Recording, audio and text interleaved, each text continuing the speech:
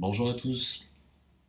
Alors aujourd'hui, on va commencer une réflexion sur le travail de discussion. Alors, ça, on s'en moque du timer. Très bien. Euh, on va travailler à partir du sujet que je vous avais proposé la dernière fois, sur lequel je vous avais demandé de réfléchir. Donc, on a mis l'accent précédemment sur. Alors, je reprends un peu tout ce qu'on a fait, hein. Sur le thème, la thèse, repérer les arguments et les exemples, trouver des arguments, trouver les exemples qui correspondent à ces arguments. Ensuite, on a travaillé sur le plan, on a travaillé sur la problématique. Maintenant, on sait faire une introduction. On a beaucoup travaillé dessus. Maintenant, on va réfléchir au sujet et on va essayer de bâtir une réflexion sur le sujet. Après, il nous restera à voir la conclusion. Alors, c'est un travail qui nous prendra le temps qui nous prendra. Si ça nous prend un peu plus de temps que prévu, ben, ça nous prendra un peu plus de temps que prévu. Ce qui compte, c'est qu'on le fasse au mieux. Alors, je me suis renseigné aussi également sur le Skype. J'ai un problème de sécurité avec mon ordinateur et j'arrive pas à activer ma caméra. Avec mon portable, je peux pas faire un partage d'écran. Donc, ce qu'on fera, c'est que la semaine prochaine, je ferai une séance de foire aux questions à partir de ce qu'on a vu, hein. Je vous dirai l'horaire, hein. Je pense que ce sera vendredi vers 18 h. Et se connectent qui veulent et je répondrai aux questions que vous me poserez. Comme ça, on pourra, en plus des vidéos, avoir, si vous avez des questions spécifiques, on pourra tout à fait les balayer. Très bien. Alors, le sujet, c'était pensez-vous que la photographie a usé le monde et par là même les voyages? Voilà, c'est un sujet de discussion, hein, tout à fait, il se présente exactement comme vous pourrez l'avoir. Vous justifierez votre raisonnement dans une argumentation simple et logique en illustrant d'exemples précis. Voilà, c'est exactement le type de consigne que vous pourriez avoir en sujet d'examen pour la discussion. Bon, alors, comment on fait devant un sujet de discussion? Première chose, c'est lire plusieurs fois le sujet pour s'en faire une représentation globale. Voilà, pour vraiment se le mettre en tête, on va le lire plusieurs fois, c'est souvent en cours, hein, il faut le relire plusieurs fois pour essayer de voir vraiment quelles sont la globalité des enjeux. Et puis, on va identifier et on va travailler à partir des mots-clés. On va essayer de comprendre ce que nous demande comme réflexion et comment on va pouvoir la mener. Donc, on va repérer les mots-clés. Dans un premier temps, alors je les ai identifiés par des couleurs différentes. Là, on a un sujet très court, donc les mots-clés sont tous resserrés, hein. Souvent, vous aurez des sujets courts. La photographie a usé le monde et par là même les voyages. Alors, on comprend bien qu'un des mots-clés, c'est la photographie. La photographie, ce sera le sujet principal de notre réflexion. On va parler vraiment, il faut qu'on parle systématiquement de photographie. Attention, je parle uniquement de photographie. Je ne vais pas parler d'images filmiques. Je parle d'images fixes, de photographie. À user. À user, c'est un passé composé, c'est un verbe. Ça implique une idée de constat. Quelque chose qui est déjà fait, qui a déjà eu lieu. On ne peut que constater ce qui est déjà arrivé. À user quoi? À user le monde. Alors le monde, c'est extrêmement large, et il faut le prendre à ce terme large. Il faut voir les acceptions du terme, les différents sens, hein. C'est la société, la planète, chaque pays, voilà. Le monde, il faut absolument le prendre dans sa globalité. À user le monde, et donc tous les individus aussi, à user, c'est quelque chose de péjoratif. Il va falloir qu'on y revienne, hein. Là, je définis juste très rapidement et après, je vais revenir sur chacun des mots-clés. Donc, je comprends qu'il va falloir réfléchir à propos de la photographie, qu'on est devant un constat qui concerne la planète entière, toute la société, à user le monde, et par là même, ça montre une idée de conséquence logique inévitable de quelque chose qui en découle, et par là même, les voyages. Alors les voyages, c'est à la fois un déplacement physique, ou ça peut être un déplacement virtuel, ça peut être le rêve, ça peut être beaucoup de choses, donc il va falloir qu'on revienne sur l'analyse des mots-clés. Maintenant, on passe à l'analyse des mots-clés. Déjà, on va définir, analyser, développer les mots-clés. On va faire comme si c'était un tiroir. Et on va ouvrir le tiroir et on va voir tout ce qu'on peut mettre, tout ce qui est présent dans ce tiroir. Alors, le premier mot-clé qu'on a envisagé, c'est la photographie. La photographie, alors, qu'est-ce que ça peut être la photographie? Déjà, il faudrait que j'essaye de le définir. Si je le définis, la photographie, c'est une capture d'image. Voilà. Et c'est une image figée, hein. C'est une capture qui peut être instantanée. Imaginez, j'appuie comme presque par hasard sur le déclencheur.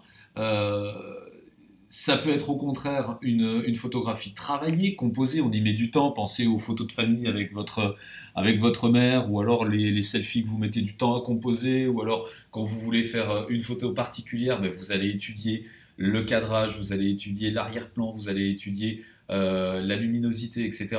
Donc ce sera quelque chose de très composé, de sélectionné. Et puis l'idée, c'est que la photographie, ça donne un choix, c'est un choix pour montrer quelque chose de voulu. Finalement, la photographie qui n'opère pas d'un choix, c'est quasiment impossible, c'est extrêmement rare. Ce serait l'appareil photo qui, en tombant, prend une photographie. Alors là, effectivement, il n'y aurait aucune intention et la photo serait purement objective. Mais on se rend compte qu'en réalité, la plupart du temps, la photographie est la résultante d'un choix euh, et d'une sélection.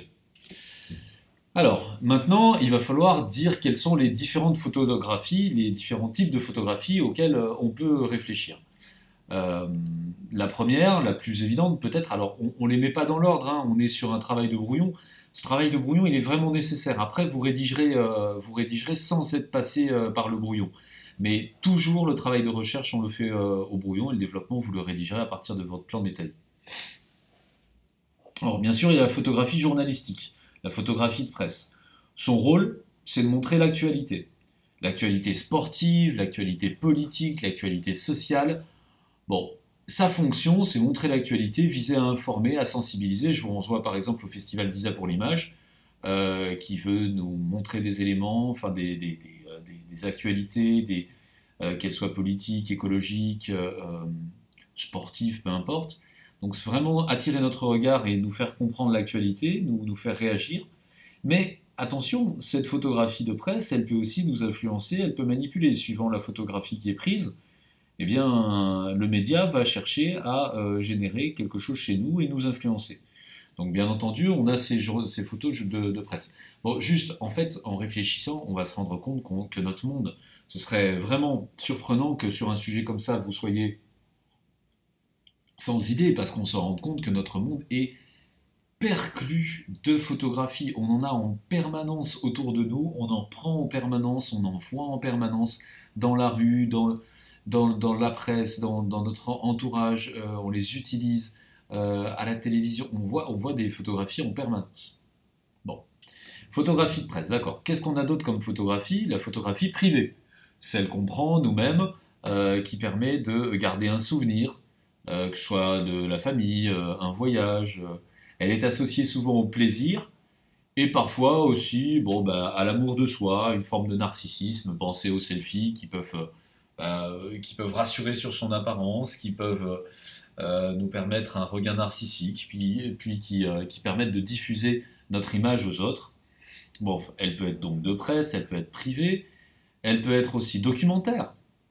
Regardez le nombre de photographies qui nous ont permis de découvrir le monde. Attention, il faudrait que je rectifie la diapo.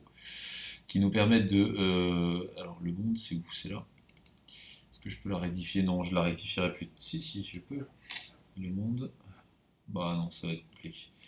Donc, hop, ouais, super. Donc là, j'ai tout changé. Donc, qui nous permet de découvrir le monde et la société, la faune, la flore. Je sais pas, pensons systématiquement, hein, quand vous êtes au brouillon, essayez de penser déjà à des supports. Vous voyez là, Visa pour l'image, la photographie familiale, les selfies, la photo qui représente la faune et la flore. Je sais pas, moi, il y a par exemple La Terre vue du ciel de Yann Arthus Bertrand. Je sais pas si vous connaissez cet ouvrage, mais on voit l'ensemble des paysages de vue du ciel et c'est assez surprenant. regardez toutes les photos d'animaux que vous avez déjà vues, qui vous permettent de découvrir la faune. Euh, donc cette photographie documentaire, et puis également sur la société. Ça peut être aussi la photographie publicitaire, on en parlait tout à l'heure, hein, qui a pour rôle de mettre en valeur les produits, qui cherche à faire consommer. Ça peut être aussi bien une agence de voyage qui essaye de nous donner envie de nous déplacer. Ça peut être des biens de consommation, ça peut être une voiture, je sais pas moi, des raviolis, tout et n'importe quoi. Ça peut être de l'immobilier, cette photo publicitaire, je vous rappelle que ben, ça nous donne envie de visiter, on sélectionne les biens, que ce soit en location ou à l'achat, par des photographies. Donc elle est partout. Hein, Ça peut être aussi la photographie artistique, cette photographie de mode par exemple, celle qui cherche à susciter une émotion esthétique, cette photo d'art aussi avec des photographes comme Man Ray, Doisneau, Hamilton ou encore La Chapelle.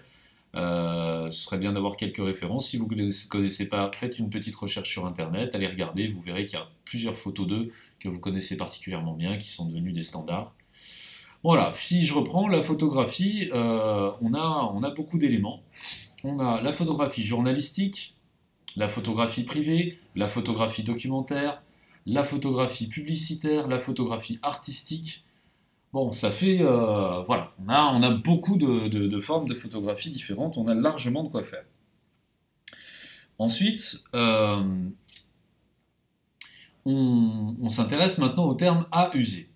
Donc à user, on a dit que c'était un constat, un passé composé, que c'était considéré comme acté. Voilà, on l'acceptait, c'est fait comme ça. C'est l'idée que la photographie, elle a tellement montré, elle a tellement utilisé, qu'elle a fait perdre l'intérêt, qu'elle banalise en fait, que nous avons moins de curiosité, que les éléments donnent l'impression de déjà vu. Finalement, c'est l'idée qu'à force de voir les choses, on ne les voit plus, que l'habitude les gomme, qu'elles perdent leur attrait. Pour vous donner un petit exemple sur cette idée que l'habitude gomme, hein, que quand on voit tellement, ben, on ne voit plus, ça a perdu de son intérêt. Regardez votre portable, par exemple, allez, que vous trouviez si exceptionnel, que vous vouliez absolument avoir, et puis maintenant que vous l'avez depuis quelques semaines, quelques mois, quelques années, eh bien, vous ne lui trouvez pas l'exception que vous lui avez trouvée initialement. Bon, il est usé par l'habitude, vous l'utilisez, vous ne vous en émerveillez plus. De la même manière que la première fois, par exemple, que vous êtes rentré dans l'amphi à la rentrée, eh bien, ça vous a procuré une sensation particulière, c'est de l'inédit. Et puis bah, maintenant, vous y rentrez. Enfin, maintenant, le problème, c'est qu'on n'y va pas souvent, donc ça restera peut-être inédit. On y rentre et on a l'habitude, et on a une sensation qui est beaucoup moins prononcée. De la même manière que certains d'entre vous font chaque jour un trajet, et ce trajet, bah, vous avez tellement l'habitude de le faire que vous ne le voyez parfois même plus. C'est tellement usé que parfois on fait un trajet, on s'en rend plus compte de ce qu'on a vu, on ne voit aucun détail, alors que la première fois qu'on a effectué le trajet, par exemple, pour aller à la fac, ben, ça nous a marqué, on a repéré certains éléments. Donc c'est vraiment cette idée que la multitude va user, va faire diminuer la curiosité, donner cette impression de déjà vu, comme si c'était gommé, ça perdait de son attrait. Ok, à user quoi? Le monde. Alors le monde, on l'a dit tout à l'heure, il faut vraiment le prendre dans son acception large. C'est la société humaine, c'est la planète, c'est tous les pays, c'est la faune, la flore, c'est bon, voilà, la totalité, la globalité de notre monde. Et par là même, on l'a dit que c'était l'idée d'une conséquence logique, inexorable. C'est-à-dire qu'on ne peut pas s'y opposer, c'est quelque chose de systématique, d'inexorable. Comme la photo a usé le monde, et ben par conséquence, elle a usé le voyage. Voilà, comme elle use le monde, elle use en même temps le voyage. Et donc le voyage, qu'est-ce que c'est? Le voyage, ben, c'est beaucoup de choses. C'est la découverte, c'est la rencontre d'un lieu, d'un objet, d'un être vivant, d'un être vivant. Ça peut être la rencontre d'un lieu. Bon, ben, vous connaissez tous, vous voyagez, je sais pas, vous voyagez outre-Atlantique, vous voyagez dans le village d'à côté, vous voyagez je sais pas, jusqu'à la maison de vos grands-parents. C'est un voyage, c'est la rencontre d'un lieu, c'est une découverte, ou en tout cas c'est le déplacement, cette idée d'aller vers quelque chose d'autre. Pas forcément de nouveau. D'un objet, on peut voyager vers un objet, c'est-à-dire que je peux aller rencontrer quelque chose, je peux aller visiter, je peux aller à la rencontre d'un objet, je sais pas, moi je vais à la rencontre d'un objet que je veux acheter dans un magasin. Tout à fait, l'objet peut être le vecteur d'un voyage. Ça peut être aussi le voyage vers quelqu'un, le voyage vers un autre, que ce soit un animal, un végétal ou un humain. Je sais pas, moi, par exemple, les sites de rencontres, ben, c'est un vecteur de voyage. C'est ce qui va vous faire, ce qui va vous aider à aller à la rencontre à voyager vers l'autre, que ce soit de façon virtuelle, et puis, si tout va bien, de façon physique. Ok, donc le voyage, c'est ça, mais c'est aussi, et n'oublions pas le rêve, l'imaginaire et la subjectivité. On va voyager par l'esprit, on va rêvasser, et ça aussi, c'est une forme de voyage. Donc la photographie doit être aussi envisagée en lien avec le déplacement physique, mais aussi, et virtuel, mais aussi le déplacement imaginaire, subjectif. Donc, quoi qu'il arrive, il faut qu'on comprenne que c'est un déplacement physique ou pas. Mais quoi qu'il arrive, ce sera un déplacement. Bon voilà, maintenant qu'on a bien avancé sur nos mots-clés, on y a passé du temps, hein. Là je vais vite, mais finalement ça c'est quelque chose qui m'aurait demandé une bonne demi-heure. Hein. Bon, j'exagère un peu, ça m'aurait demandé moins, mais il faut que vous y passiez une vingtaine de minutes. Mais maintenant il va falloir construire et organiser votre réflexion. Quoi qu'il arrive, on ne peut absolument pas, donc je relis, j'ai encore le sujet sous les yeux, hein, je vais le reprendre. Pensez-vous que la photographie a usé le monde et par là même les voyages? Ok. Donc, quoi qu'il arrive, on ne peut absolument pas développer une réflexion simpliste qui donnerait un plan, oui c'est vrai, oui la photographie a usé le monde et le voyage, et non c'est faux, non en fait la photographie elle n'a pas usé le monde et le voyage. On n'est pas schizophrène, on ne peut pas faire ça, ce serait extrêmement maladroit. Il faut comprendre une chose, c'est que les sujets qu'on nous donne proposent des idées vraies, mais la plupart du temps, elles sont incomplètes, elles sont à enrichir. D'accord? Donc j'insiste, il va falloir aller dans le sens du sujet. Mais il va falloir le compléter, il va falloir l'enrichir, il va falloir ouvrir la réflexion. Et effectivement, s'il y a des faiblesses, s'il y a des points qui sont oubliés, ou s'il y a des aspects négatifs qui ne sont pas envisagés, ou positifs, ben, il va falloir les voir. Mais on ne peut surtout pas faire un plan oui, c'est vrai, non, c'est faux. On peut faire à la limite, si on est un peu en délicatesse, et ça, ce sera tout à fait accepté, hein, c'est un plan tout à fait accepté, si vous faites 2 axes, par exemple, ce serait dire, effectivement, c'est vrai, mais il y a certains éléments qui montreraient les limites de ce point de vue, qui viendraient amener à réfléchir davantage et à montrer que ça n'est pas toujours vrai. Mais on ne peut pas dire oui, c'est vrai, non, c'est faux. On pourrait nuancer en disant que bon, il y a des limites à ces affirmations et on pourrait les développer ou alors montrer les éléments qui les remettraient en cause. Mais c'est pas oui, non, d'accord? On est dans la nuance. Quoi qu'il arrive, dans le premier axe, dans le grand 1, nous allons toujours montrer la part de vérité, d'exactitude du sujet. Le sujet, il n'est pas idiot. On ne vous donne jamais une grosse saucisse, quelque chose qui n'a aucun sens. On vous donne toujours un sujet qui a une part de vérité évidente. Et donc, dans un premier temps, vous allez toujours dans le sens du sujet. Donc, votre grand 1, vous n'hésitez pas. Ce sera forcément une réflexion qui va dans le sens du sujet, qui va illustrer la part de vérité du sujet. Donc, vous allez montrer, dans un premier temps, qu'effectivement, la photographie a usé le monde et les voyages. C'est sûr. Vous allez le montrer. Effectivement, dans nombreux cas, on peut affirmer ça. Mais après, il ne va pas falloir se contenter de ça, parce qu'on est dans une discussion, je vous le rappelle, donc on ne peut pas se contenter d'un seul élément. Donc, après coup, on va aller sur un élargissement de la réflexion, compléter ou remettre en cause, contester, pourquoi pas.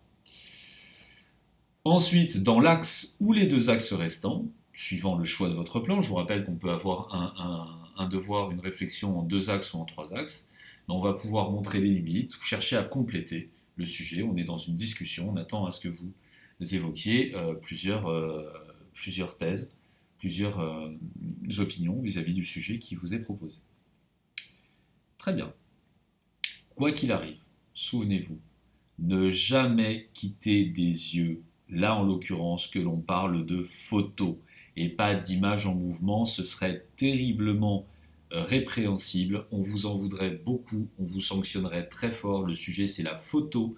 Et effectivement, on a vite fait de glisser de la photo à l'image en mouvement, mais ça n'est pas le sujet. Le sujet, c'est uniquement la photo.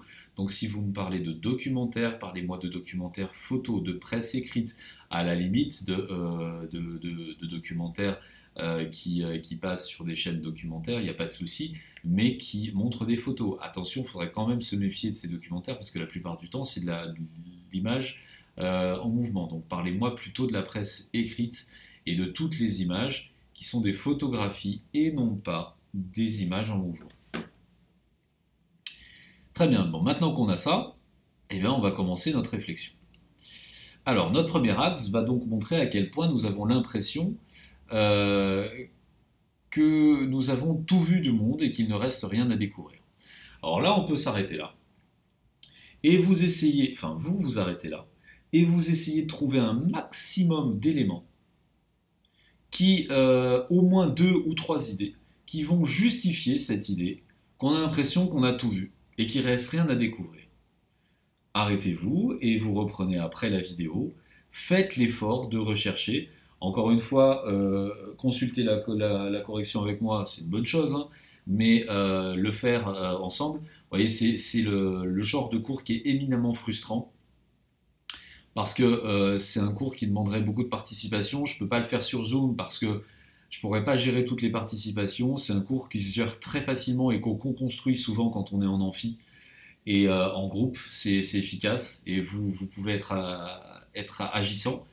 Donc là, n'hésitez pas à arrêter la vidéo et quand je dis bon ben voilà, on va commencer le premier axe là-dessus, ben vous très bien, vous faites une recherche, vous cherchez au moins 2-3 arguments et vous justifiez par des exemples précis et on traite ce premier axe. Alors, dans un premier temps, on va donc montrer à quel point, on va dans le sens du sujet, on a l'impression que la photographie nous montre le monde entier, qu'il ne reste rien à découvrir, et ça a usé le voyage, on n'a plus besoin de voyager, tout est découvert.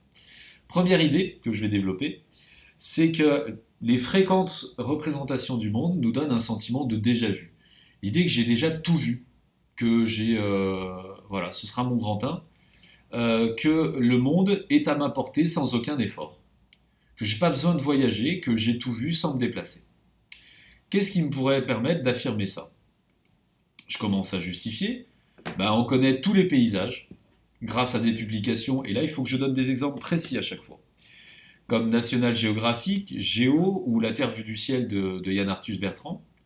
Et j'explique, donc je donne mon idée, je donne la source, j'explique.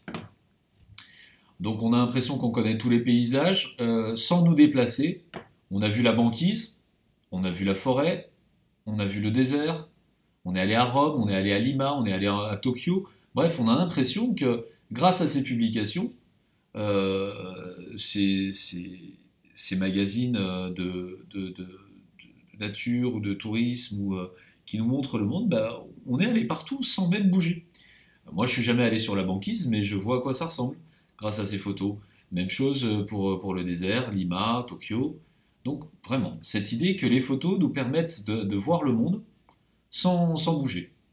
Allez, comme vous avez compris l'idée, essayez de trouver un autre argument qui vienne montrer que le monde est à notre portée sans effort, autre que les lieux.